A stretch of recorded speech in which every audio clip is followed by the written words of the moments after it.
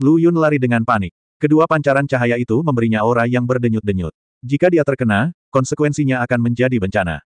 Meskipun ini adalah ilusi, namun ilusi yang menggabungkan Dao Yun jelas tidak sesederhana itu. Jika Lu Yun mati dalam ilusi tersebut, kekuatan Dao akan menembus ke dunia luar. Artinya, Lu Yun pada kenyataannya juga akan mati. Tapi Lu Yun tidak ingin membiarkan kesempatan ini berlalu begitu saja, dia harus membiarkan mata sejati Faksuan maju ke mata sejati Daoxuan. Ledakan, dua berkas cahaya lagi ditembak jatuh, dan posisi Lu Yun sedetik yang lalu langsung berubah menjadi ketiadaan, dan jangkauan di mana dia bisa aktif sekarang sangatlah kecil. Tidak ada tempat untuk bersembunyi dari serangan berikutnya. Raja Tianzhen, apakah kamu sudah merasakan kekuatan sejati dari makhluk abadi? Bisakah kamu menghadapi kematian sekarang? Suara bercanda Dewa Besar Ular Putih terdengar, tapi Lu Yun mengabaikannya sama sekali. Dia berkonsentrasi menatap mata ular besar itu, masih memahaminya. Cek, dua serangan terakhir yang pasti telah dimulai, dan cahaya di mata ular itu jelas menjadi lebih terang. Saat ini, Lu Yun tampak gembira dan berkata dengan lantang, selesai. Kekuatan jiwa melonjak seperti gunung yang menderu-deru dan tsunami. Hampir di waktu yang bersamaan, seberkas cahaya ditembak jatuh. Saat ini, cahaya terang muncul di samping Lu Yun. Itu bukan hijau atau hitam, tapi warna sinar matahari. Itu adalah lubang yang dirobek oleh jiwa Lu Yun. Ledakan. Sinar cahaya menghancurkan segalanya, tapi Lu Yun telah kembali ke dunia nyata. Jadi bagaimana dengan kekuatan yang abadi? Biarkan aku membiarkanmu merasakan kekuatan yang melampaui kekuatan yang abadi. Lu Yun tersenyum aneh, menggaruk telapak tangannya, lalu menekannya dengan telapak tangannya, langsung menyatu dengan darah Dewa Ular Putih yang belum mengering. Lalu terjadilah semburan daya isap yang menelan langit dan bumi. Dewa Besar Ular Putih masih terguncang. Dia tidak percaya Lu Yun bisa melepaskan diri dari alam abadi. Dia tiba-tiba merasakan sakit di ekornya dan menjadi sangat marah. Sialan, sialan, apa yang kamu lakukan, manusia sialan. Dewa Ular Putih mengamuk dan mengayunkan ekornya dengan liar, mencoba mengusir Lu Yun. Namun, Lu Yun, bagaimanapun, memeluk erat ekor ular itu dengan kedua tangannya dan membiarkan ular putih besar itu berayun, tapi menolak untuk melepaskannya. Pada awalnya, Dewa Besar Ular Putih mengira pria ini orang gila, tetapi ketika dia merasakan darah mengalir deras di tubuhnya, dia akhirnya panik. Saya belum pernah menghadapi situasi seperti ini. Lepaskan, lepaskan. Aku tidak akan merepotkanmu lagi. Dendam kita akan terhapus mulai sekarang. Ular putih abadi besar berteriak ngeri, dan suara aslinya yang serak menjadi sedikit lebih tajam.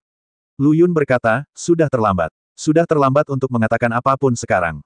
Dalam hal ini, jika kamu melepaskannya, aku berjanji akan menjadi peliharaanmu. Tidak, kamu tidak memenuhi syarat, dan kamu bukan ular yang cantik. Jika kamu adalah ular yang cantik, saya akan mempertimbangkan untuk memberimu kesempatan.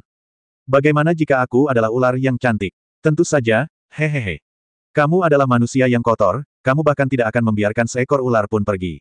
Saya menyarankan kamu untuk tidak melangkah terlalu jauh.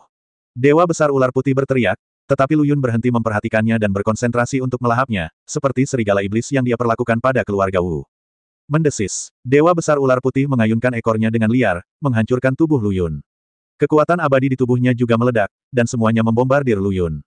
Tapi Lu Yun sepertinya hidup di ekor ular putih besar, tidak bisa bergerak. Serangan energi putih bersih itu masih tertelan. Sedangkan untuk ekor ular yang berayun, ia ditutupi oleh perisai pelindung, tidak peduli bagaimana pukulannya, ia tidak dapat terluka. Terakhir kali dia menghadapi serigala iblis keluarga Wu, tubuh Lu Yun membesar menjadi ukuran besar setelah melahap energi dan darah lawan, namun saat ini bentuk tubuhnya masih normal. Karena dia tidak terburu-buru memperbaikinya kali ini, tetapi menyedot semua energi dan darah ke dalam bintang. Dewa Ular Putih dengan cepat menjadi lelah, pada awalnya, ia mengayunkan ekornya dan menjatuhkan Lu Yun, kemudian, ia berubah menjadi Lu Yun yang memegang ekornya dan mengayunkan seluruh tubuh ular besar itu. Akhirnya, dengan suara keras, tubuh ular yang layu itu dilempar ke tanah oleh Lu Yun, dan ia terjun ke jurang besar yang terbelah di antara ular itu dengan ekornya. Suara keras ini juga membuat semua orang di keluarga Xiong Chuan putus asa. Dari awal sampai akhir, mereka tidak percaya dengan apa yang mereka lihat. Setelah menderita pukulan berat dari Dewa Besar Ular Putih, Raja Tianyan terbang kembali tanpa cedera. Kemudian, seolah-olah dia telah benar-benar berubah menjadi orang gila, dia benar-benar menyedot Dewa Besar Ular Putih hingga kering hidup-hidup. Apakah ini masih manusia? Bahkan makhluk abadi pun tersedot kering olehnya. Monster macam apa Raja Surga ini? Ledakan. Tubuh Dewa Ular Putih jatuh ke jurang yang dalam dan mengeluarkan suara yang keras, yang berarti gunung di hati semua orang di keluarga Xiong Chuan telah runtuh sepenuhnya. Lu Yun memandang semua orang dengan acuh tak acuh dan berkata, untuk memuja reptil seperti itu, kamu sebaiknya memujaku, Raja Tianzhen. Raja Tianzhen, selamatkan hidupmu. Xiong Chuan Ren pulih dari kepanikannya dan bersujud kepada Lu Yun dengan putus asa. Tentu saja, anggota keluarga Xiong Chuan itu juga bersujud. Sampai kulit kepala rusak, pendarahannya tidak berhenti. Lu Yun tidak melihat mereka lagi, tapi perlahan berjalan menuju mayat. Itu adalah Xiao Che. Kepalanya telah dibelah, dan di sebelahnya ada ordo tertinggi aliansi bela diri yang berlumuran darah. Lu Yun mengambil token tertinggi, lengannya bergetar, dan darah di atasnya langsung menguap, lalu dia menatap ke arah Xiao Che dengan dingin, karena kamu mengira darahmu rusak, maka darahmu tidak layak untuk dikembalikan ke kerajaan naga. Tanda tanya, Lu Yun menyingkirkan perintah tertinggi aliansi bela diri. Tidak peduli apakah token ini rusak atau tidak, yang diwakilinya adalah wajah aliansi bela diri kerajaan naga, jadi tentu saja token itu tidak boleh dibiarkan berkeliaran di luar. Ini juga yang menjadi tujuan utama perjalanan Lu Yun ke Jepang. Membunuh Xiao Che hanyalah tindakan biasa saja. Kamu pasti merasa sangat tersanjung bisa dikuburkan bersama guru abadimu. Aku harap kamu akan terlahir kembali sebagai anjing oriental di kehidupanmu selanjutnya. Lu Yun menendang tubuh Xiao Che ke jurang yang dalam. Mata terangkat, menyapu. Semua anggota keluarga Xiongquan gemetar dan tidak berani melihat secara langsung. Raja Tianzhen terlalu menakutkan. Tidaklah berlebihan untuk mengatakan bahwa dia adalah inkarnasi dari makhluk abadi. Xiongquan Ren berkata dengan ketakutan, "Abadi, kami bersedia memujamu dan menjadi pengikutmu." Namanya untuk Lu Yun telah berubah. Aku bukan peri. Tidak, kamu adalah makhluk abadi. Hanya makhluk abadi yang bisa membunuh makhluk abadi. Lu Yun tidak bisa berkata-kata, tapi bisa dimengerti ketika dia memikirkannya. Ular putih abadi memiliki status tertinggi di benak orang-orang ini. Bahkan dewa ular putih besar dipenggal olehnya. Bukankah ini berarti dia adalah makhluk abadi yang lebih kuat daripada dewa ular putih besar? Namun, Lu Yun tidak mempedulikan pemujaan mereka dan berkata dengan dingin, "Tidak perlu memujaku. Kamu harus menyerahkan peninggalan budaya itu kepadaku dulu." Memahami, Xiongquan Ren beruntung karena peninggalan budaya yang dia kumpulkan semuanya disimpan di gudang bawah tanah, jadi dia tidak perlu khawatir akan terpengaruh oleh pertempuran yang menghancurkan bumi ini. Namun, ketika Xiongquan Ren buru-buru membawa Lu Yun ke gudang bawah tanah, dia tercengang. Kosong, sepertinya sudah dijarah, tidak ada yang tertinggal. Apa yang terjadi? Di mana barangnya? Di mana barangnya? Xiongquan Ren sangat marah, dan wajahnya tiba-tiba menjadi gelap. Dia dengan marah meraih orang yang menjaga gudang dan menanyainya dengan keras. Di gudang ini, selain peninggalan budaya, juga terdapat beberapa pedang samurai yang diberi kekuatan abadi, yang digunakan sebagai hadiah bagi anggota suku yang berprestasi. Jadi selalu ada orang yang mengawasi di luar gudang. Namun kini bukan hanya peninggalan budaya saja yang hilang, melainkan juga pedang samurai. Orang yang bertanggung jawab menjaga gudang tiba-tiba menjadi pucat, berlutut di tanah dan berkata dengan panik, "Guru, mohon maafkan saya, barang-barang itu masih ada di sana setengah jam yang lalu, dan saya tidak tahu mengapa barang-barang itu menghilang sekarang. Apakah kamu di sana setengah jam yang lalu?" Xiongquan Ren mengerutkan kening. Setengah jam yang lalu, dia meminta Yukawa Kota untuk memberitahu semua orang agar berkumpul di kuil Hausan untuk menyaksikan Xiao Che bergabung dengan keluarga mereka. Siapa yang tahu banyak hal bisa terjadi. Terlebih lagi, saya tidak pernah menyangka bahwa hanya dalam waktu singkat, barang-barang di basement akan hilang. Lu Yun memasang ekspresi aneh. Saat dia memasuki ruang bawah tanah, dia benar-benar mengerti apa yang sedang terjadi. Tapi Lu Yun tidak mengatakan apa yang dia pikirkan. Sebaliknya, wajahnya menjadi gelap dan dia berkata, "Xiongquan Ren, jangan mempermainkanku." "Abadi, tenanglah, beraninya aku mempermainkan." Xiongquan Ren berkata dengan wajah sedih, "Peninggalan budaya itu pasti telah dicuri. Saya tidak peduli apakah itu dicuri atau apapun, barang itu hilang dari Anda, dan Anda harus memberi saya penjelasan," kata Lu Yun dengan ekspresi serius. Ekspresi Xiongquan Ren berubah, apa yang ingin dijelaskan oleh makhluk abadi. Dia juga ingin memberi penjelasan kepada Lu Yun, tetapi pada level Lu Yun, dia mungkin akan menjungkir-balikan keluarga Xiongquan, dan tidak akan ada yang dia sukai. Xiongquan Ren hanya bisa berkata, "Jangan khawatir, Abadi, saya pasti akan menemukan cara untuk menangkap pencuri itu dan mengembalikan peninggalan budaya itu ke kerajaan naga sesegera mungkin." Bagaimana jika itu tidak bisa dilakukan? Tidak bisa melakukannya. Xiongquan Ren mengertakkan gigi, biarkan yang abadi menanganinya. Melihatnya seperti ini, Lu Yun mengalah dan berkata, "Kamu sendiri yang mengatakannya. Aku akan memberimu waktu 3 hari. Jika kamu tidak dapat menangkap pencuri itu, aku akan kembali untuk menyelesaikan masalah denganmu." 3 hari. Bukankah ini terlalu singkat? Apakah kamu menawar denganku? Jangan berani. Xiongquan Ren hampir menangis tetapi tidak menangis. Setelah Lu Yun pergi, dia segera melakukan penyelidikan. Tidak ada hasil. 3 hari berlalu dengan cepat. Dengan ekspresi putus asa di wajahnya, Xiongquan Ren tidak punya pilihan selain menerima nasibnya dan diam-diam menunggu Lu Yun datang untuk menjatuhkan sanksi. Dia merasa tidak nyaman dari pagi hingga malam, tapi Lu Yun tidak pernah kembali. Xiongquan Ren menunggu dengan cemas selama beberapa hari, tapi Lu Yun masih belum datang. Baru pada saat itulah Xiongquan Ren menyadari bahwa Lu Yun telah membuatnya takut beberapa hari yang lalu. Mungkin peninggalan budaya itu sama sekali tidak layak untuk disebutkan kepada Lu Yun. Memikirkan hal ini, Xiongquan Ren segera merasa lega. Orang macam apa Raja Tianzhen itu? Dia sudah sebanding dengan keberadaan makhluk abadi. Kata-kata kasar yang dia ucapkan sejak awal seharusnya hanya untuk membuat dirinya terkejut. Xiongquan Ren akhirnya merasa lega. Tentu saja, ini untuk nanti. Tidak lama setelah Lu Yun meninggalkan keluarga Xiongquan, dia segera menelepon dan bertanya sambil setengah tersenyum, istri saudara perempuan kelima, kamu di mana? Di masa lalu, panggilan telepon Chu Yao jarang dapat dijawab karena dia menghabiskan sebagian besar waktunya berkeliaran dengan Tian Miaozi yang biasa-biasa saja, pergi ke tempat-tempat yang tidak banyak sinyalnya. Tapi Lu Yun bertekad bahwa dia akan mampu melewati masa ini. Jadi saya menelepon. Benar saja, itu berhasil. Chu Yao ragu-ragu dan berkata, aku akan pergi ke kuburan bersama tuannya. Ada apa, Lu Yun kecil? Pergi ke kuburan. Hei, aku menyarankanmu untuk mengatakan yang sebenarnya, jika tidak, jika aku tahu kamu berbohong, aku akan menyebarkan pantatmu saat kita bertemu. Aku mau turun ke kubur saja. Kalau tidak percaya, aku akan membuangmu. Ups, sepertinya tidak ada sinyal. Benar-benar tidak ada sinyal. Apa yang terjadi? Kamu bilang, Xiao Lu Yun. Aku tidak bisa mendengar. Suara Chu Yao menjadi semakin kecil, dan akhirnya dia menutup telepon. Lu Yun tertegun beberapa saat, lalu menggelengkan kepalanya tak berdaya, kamu adik kelima yang konyol, tahukah kamu bahwa aku bisa merasakan lingkaran pikiran di tubuhmu? Kamu bahkan berpura-pura bingung untukku. Chu Yao memakai lingkaran sihir pikiran di tubuhnya, yang merupakan jimat perdamaian yang diberikan Lu Yun sejak lama. Selama dia mendekat, Lu Yun bisa menyadarinya. Segera setelah dia mengikuti Xiongquan Ren ke gudang bawah tanah, Lu Yun memperhatikan sisa aura lingkaran pikiran. Saat itu, Lu Yun secara kasar menebak identitas pencurinya. Tapi saya tidak yakin apakah itu Liu Yaner atau Chu Yao. Liu Yaner berasal dari kerajaan Dongyang, dan dia juga telah menyebutkan urusan keluarga Xiongquan kepadanya, jadi dia mungkin menyelinap ke ruang bawah tanah dan mengambil barang-barang itu. Namun perilaku seperti ini tidak sesuai dengan karakternya. Dengan karakter Liu Yan yang berapi-api dan suka membuat masalah, dia pasti akan bergegas ke garis depan dengan sangat flamboyan saat Lu Yun bertarung melawan ular putih. Licik, itulah gaya Chu Yao. Untungnya, pencuri itu tidak pergi lama, dan Lu Yun dapat mengikutinya sepanjang jalan berdasarkan aura yang tersisa dari lingkaran mental. Saat aku mengejarnya, aku melihat bahwa itu adalah Chu Yao, si bodoh kecil itu.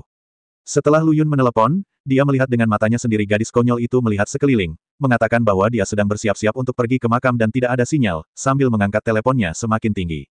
Akhirnya menutup telepon dan pura-pura tidak berhubungan. Lu Yun melihatnya dan menggelengkan kepalanya. Aku sudah lama tahu kalau adik kelima ini imut dan imut, kalau tidak dia tidak akan mudah tersihir oleh kedua lelaki tua itu dan menyerahkan kepolosannya. Lu Yun bahkan curiga bahwa Tian Miaozi menerima Chu Yao sebagai muridnya karena dia menyukai energi naif Chu Yao, yang akan memudahkan dia untuk menipu dia di masa depan.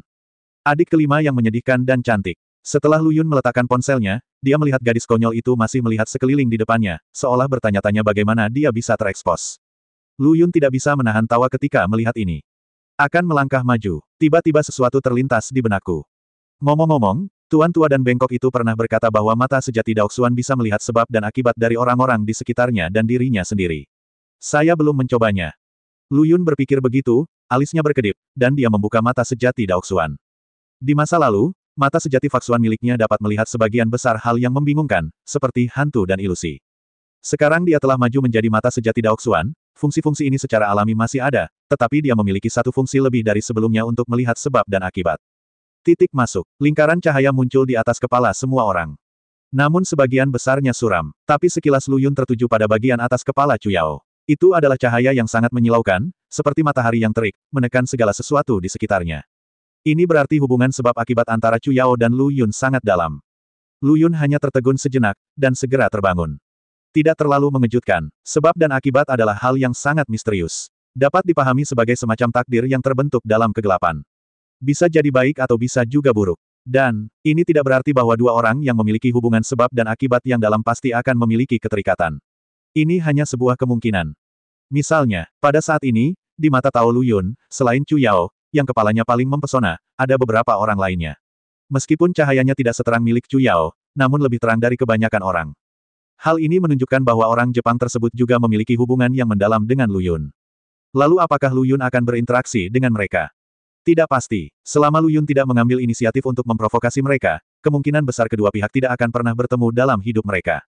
Sebab dan akibat hanyalah sebuah kemungkinan. Alasan mengapa Lu Yun tidak terkejut dengan hubungan karma antara dirinya dan Chu Yao adalah karena hal-hal ilusi ini diajarkan kepadanya oleh Tian Xuanzi, dan Chu Yao juga dikirimkan kepadanya oleh kelompok Tian Xuanzi.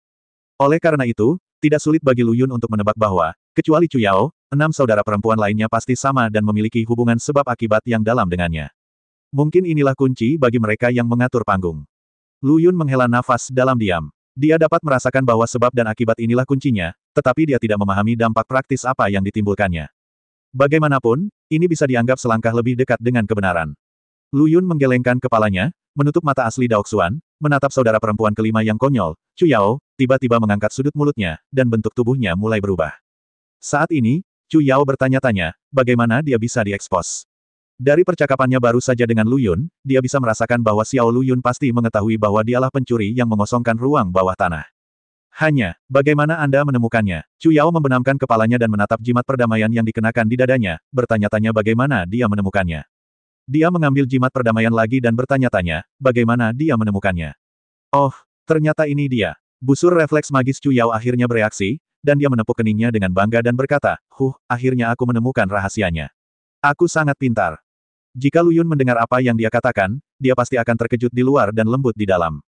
Adikku yang konyol, apakah kamu menyebut ini pintar? Ketika saya memberi Anda jimat perdamaian ini, apakah saya memberitahu Anda bahwa ada formasi pemikiran yang terukir di dalamnya? Pernahkah Anda menghubungi saya menggunakan lingkaran pikiran ini? Dapat dimengerti jika dikatakan bahwa saudari-saudari lainnya tidak mengerti. Kakak kelima, kamu dulunya adalah seorang biksu. Saya benar-benar tidak tahu apa yang diajarkan Bandara Tentauko kepada Anda. Beraninya kamu memuji diri sendiri karena pintar. Lu Yun tidak bisa mengeluh. Chu Yao melepas jimat perdamaian dari lehernya, memikirkan rahasia membuka lingkaran mental, dan berkata, panggil Xiao Lu Yun, istri saudara perempuan kelimamu yang cantik ada di dalam kubur, bukan di negara Dongyang, tolong jangan curiga. Petik 2, petik 2. Benar saja, dia tidak memiliki IQ. Saat Lu Yun menelepon barusan, dia tidak menyebutkan kata, kerajaan timur, tapi Chu Yao sendiri yang mengatakannya. Tentu saja, gadis bodoh tidak akan pernah mengakui bahwa dia bodoh. Chu Yao bahkan merasa bahwa dia sangat pintar. Setelah menelepon, dia siap memasukkan jimat perdamaian ke dalam tas penyimpanannya. Tas penyimpanan adalah senjata ajaib yang dapat mengisolasi hubungan lingkaran mental sampai batas tertentu. Tapi saat Chu Yao memasukkan jimat perdamaian, dia tiba-tiba melihat sesosok tubuh lewat, menyambar tas penyimpanan, dan melarikan diri. Chu Yao kaget saat tas penyimpanannya direnggut. Harta favoritnya, bel pencarian jiwa, masih ada di dalam tas penyimpanan. Barang-barang lain bisa dirampas, tapi bel pencarian jiwa jelas tidak diperbolehkan. Teriak Chu Yao dan segera mengejarnya. Namun pria itu sangat cepat dan menghilang ke taman terdekat dalam sekejap mata. Chu Yao berjalan mengitari taman dan memarahi dengan marah dan sedih, sialan. Perampok yang tidak tahu malu, pria macam apa yang merampok barang-barang seorang gadis. Chu Yao sangat sedih hingga dia hampir menangis. Dia tidak dapat menemukan pria yang merampas barang-barangnya, jadi dia hanya bisa melampiaskan amarahnya dengan menendang semak-semak. Aku akan menyuruh Xiao Lu Yun untuk memukulmu sampai mati. Chu Yao mengutuk dengan marah. Lu Yun bersembunyi di samping dan mendengar ini, dan berkata dengan bangga, bukankah kamu baru saja berpura-pura tidak berhubungan denganku? Sekarang kamu memikirkan aku lagi. Aku membuatmu nakal. Lu Yun menimbang tas penyimpanan di tangannya, berjalan diam-diam di belakang Chu Yao, dan berkata sambil tersenyum, nak, bukankah aku baru saja mencuri tas darimu? Kamu sebenarnya ingin meminta seseorang untuk memukuliku sampai mati, kan? Kejam sekali. Ketika Chu Yao mendengar suara itu, dia tiba-tiba berbalik, matanya masih kemerahan, dan berkata, perampok, cepat kembalikan barang-barangku, atau aku akan bersikap kasar padamu. Oh, galak sekali. Aku sangat takut. Nak, siapa yang kamu takuti? Penampilan Lu Yun berubah dan dia membuat ekspresi berlebihan. Chu Yao tidak mengenalinya, sosok cantiknya bersinar, dan dia mengulurkan tangan untuk mengambil kembali tas penyimpanannya, tapi sayangnya dia bahkan tidak menyentuh sudut pakaian Lu Yun. Perampok, kamu tidak tahu malu. Chu Yao mengatupkan gigi peraknya, ekspresinya galak, dia sangat manis bahkan ketika dia sedang marah. Lu Yun memandang hatinya dan merasa sedikit berhati lembut, tetapi untuk menghukumnya karena berbohong kepadanya, dia masih berkata dengan kejam, perampok. Haha, belum tentu jelas siapa perampoknya. Pencuri dari sekte pencuri surgawi sebenarnya berani menyebut orang lain sebagai perampok, tapi itu terlalu keterlaluan. Meskipun Lu Yun sendiri juga seorang murid dari sekte Tianti, dia tetap berpikir demikian. Chu Yao merasa bersalah untuk beberapa saat, mengira Lu Yun berasal dari keluarga Xiong Chuan. Dia tahu bahwa dia telah mencuri ruang bawah tanah mereka, jadi dia mengusirnya. Saya tidak mengerti apa yang Anda bicarakan. Jika Anda merampok barang-barang saya, Anda adalah seorang perampok, Anda perampok yang tidak tahu malu. Sepertinya Chu Yao sangat marah. Lu Yun telah lama mengetahui bahwa saudari kelima yang konyol ini akan selalu menyebut, aku, sebagai, aku, ketika dia sedang marah. Nak, jangan marah. Aku tidak peduli dengan tas penyimpananmu. Aku bisa mengembalikannya padamu, tapi kamu harus melakukan sesuatu untukku. Lu Yun berkata sambil tersenyum, menjadi lebih ceria. Perampok yang tidak tahu malu, jangan pernah memikirkannya, aku tidak akan pernah membiarkanmu berhasil. Chu Yao tanpa sadar menyilangkan tangannya dan berkata dengan marah. Haha, kesadaran keselamatannya cukup kuat. Lu Yun menatapnya dengan mata aneh dan berkata, jangan khawatir, aku tidak akan menuntutmu secara berlebihan. Aku hanya ingin kamu memarahi seseorang demi aku. Menyumpahi, ekspresi terkejut tampak jelas di wajah kecil halus Chu Yao. Sumpah, permintaan macam apa ini? Saya khawatir orang ini tidak sakit. Lu Yun tidak menunggu jawabannya, tetapi berkata dengan senyuman penuh arti, orang yang aku ingin kamu tegur untukku adalah Raja Tianzhen. Raja Tianzhen, bukankah itu Xiao Lu Yun? Mata indah Chu Yao memadat, kepala kecilnya berdebar kencang, dan dia bertanya, mengapa kamu memarahinya? Mendengar pertanyaannya, Lu Yun hanya bisa menghela nafas dalam hati. Dia sudah diingatkan akan hal ini. Jika itu adalah saudara perempuannya, dia pasti sudah menduga bahwa dia adalah Lu Yun. Siapa yang akan datang kepadamu, orang asing, dan memintamu memarahi Raja Surga? Jelas sekali aku hanya menggodamu. Sayang sekali saudari kelima yang bodoh itu tidak menyadarinya sama sekali dan bertanya mengapa dia memarahinya. Lu Yun sedikit khawatir jika dia memiliki anak bersamanya di masa depan, dia akan menjadi sangat bodoh. Jangan berani berpikir, jangan berani berpikir. Sangat buruk. Lu Yun tidak punya pilihan selain terus berakting dan berkata, karena saya tidak menyukai Raja Tianzhen. Saya pikir dia hanyalah badut yang sia-sia. Dia tidak akan pernah tahu berapa banyak kekuatan tersembunyi di dunia ini yang meremehkan pusat perhatiannya, perilaku. Petik 2. Ini adalah evaluasi orang-orang di masa lalu, dan Lu Yun mengolok-olok mereka tanpa ragu-ragu. Kemudian dia menambahkan, jadi saya suka mendengar orang memarahinya. Selama Anda menyebutnya badut, saya akan mengembalikan tas penyimpanannya kepada Anda. Bagaimana? Setelah selesai berbicara, Lu Yun memandang Chu Yao sambil setengah tersenyum. Aku berpikir dalam hati, gadis konyol ini tidak tahu kalau aku sedang menggodanya, bukan? Benar saja, Chu Yao tidak mengecewakan Lu Yun, dan berteriak, kamu tidak boleh mengatakan itu pada Xiao Lu Yun. Xiao Lu Yun bukan badut. Bagaimana kamu tahu kemampuan Xiao Lu Yun?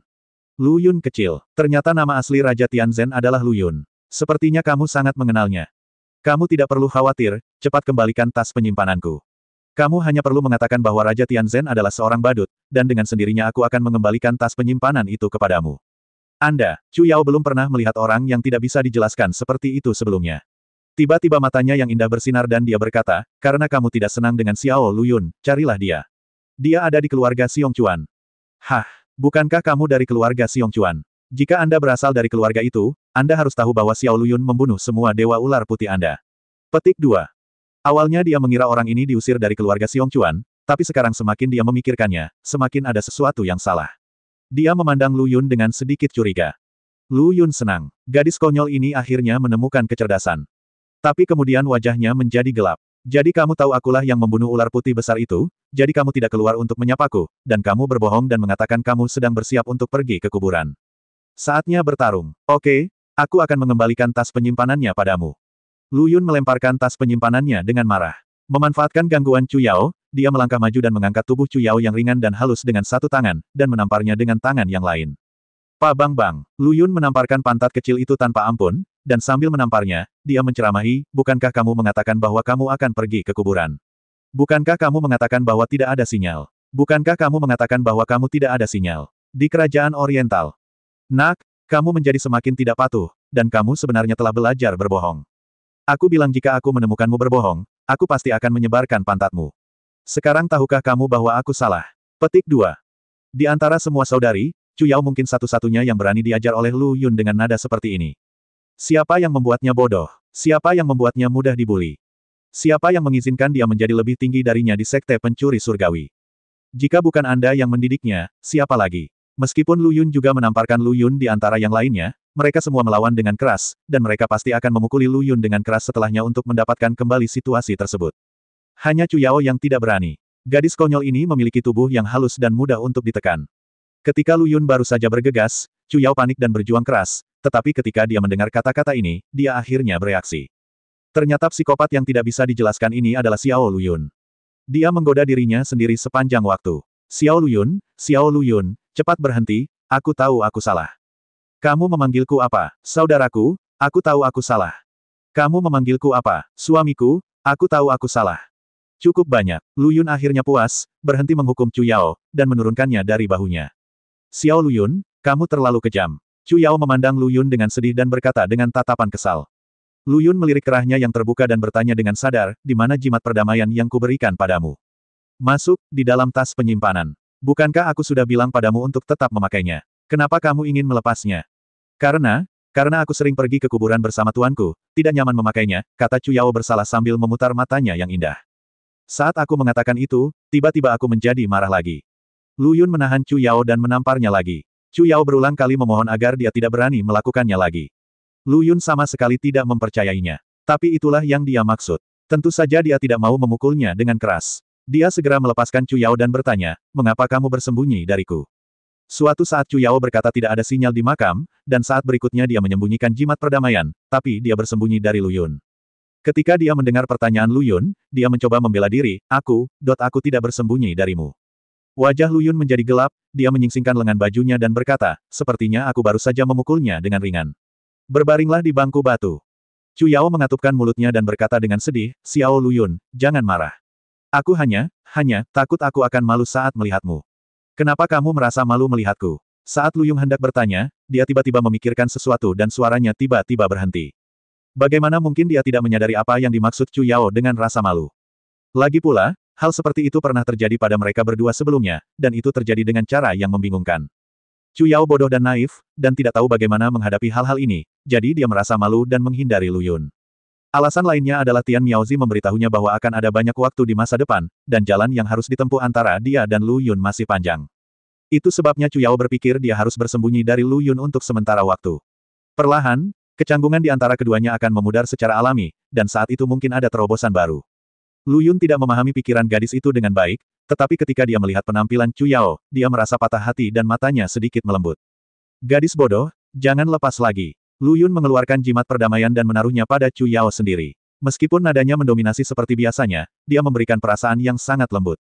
Chu Yao mengangguk patuh, dan rona merah di pipinya seperti awan yang membara, membuatnya tampak semakin menawan. Setelah Lu Yun membantu Chu Yao mengenakan jimat perdamaian, dia mengencangkan kerahnya untuk menutupi kulit putihnya, dan kemudian bertanya dengan percaya diri, apakah kamu datang ke kerajaan Dongyang untuk mencari peninggalan budaya itu? Yah, saya patriotik. Tepat ketika Chu Yao hendak mengakuinya, dia melihat ekspresi Lu Yun yang aneh, jadi dia mengubah kata-katanya dan berkata. Sebenarnya, awalnya saya ingin datang ke sini untuk menggali sesuatu. Nanti, saat saya ngobrol dengan Kim Mei, saya tidak sengaja mengetahui tentang peninggalan budaya tersebut, dan saya bertanya-tanya apakah saya bisa mendapatkannya kembali, tapi saya tidak menyangka, kamu datang ke sini juga. Mendengar ini, Lu Yun mengacungkan jempol, adik kelima, istriku, kamu benar-benar hebat. Kamu telah menggali kuburan leluhur sampai ke Jepang. Chu Yao tidak mendengar maksud dari kata-kata Lu Yun, dan berkata dengan bangga, tidak hanya kerajaan timur, tetapi juga banyak negara lain, saya telah mengunjungi semuanya. Luar biasa, ombaknya beterbangan, dan kamu belum tertangkap. Aku sangat bangga padamu. Xiao Lu Yun, tolong berhenti memujiku, aku akan malu.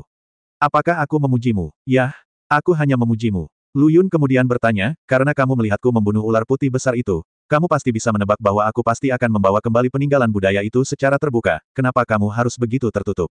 Xiao Lu Yun, kamu tidak mengerti. Aku sudah lama mengamati ruang bawah tanah itu. Akhirnya aku menemukan kesempatan. Jika aku tidak melakukannya sendiri, aku selalu merasa ada yang tidak beres. Lu Yun tertawa terbahak-bahak dan berkata, saya mengerti, ini harus disebut pencuri yang tidak akan pergi dengan tangan kosong. Kamulah pencurinya. Barang-barang itu awalnya milik kerajaan naga kita. Aku baru saja mendapatkannya kembali dengan cara ini dan omong-omong menarik minat. Oke, kamu cantik dan semua yang kamu katakan masuk akal. Lu Yun tidak membantahnya. Bagaimanapun, orang-orang dari Sekte Tianpi tidak akan pernah mengakui bahwa mereka adalah pencuri. Jika Anda ingin menjadi murid sekte ini, Anda harus berkulit tebal terlebih dahulu. Lu Yun menolak berkomentar. Kemudian, Lu Yun berkata, sebenarnya, saudari Yanir juga telah datang ke kerajaan Dongyang. Bagaimana kalau kita menemuinya dan kemudian kembali ke kerajaan naga bersama? Chu Yao merenung sejenak, tapi tiba-tiba menggelengkan kepalanya dan berkata, tidak, akan ada banyak kesempatan untuk bertemu di masa depan. Saya harus kembali ke kerajaan naga sesegera mungkin. Ada hal-hal yang sangat penting menunggu saya melakukan.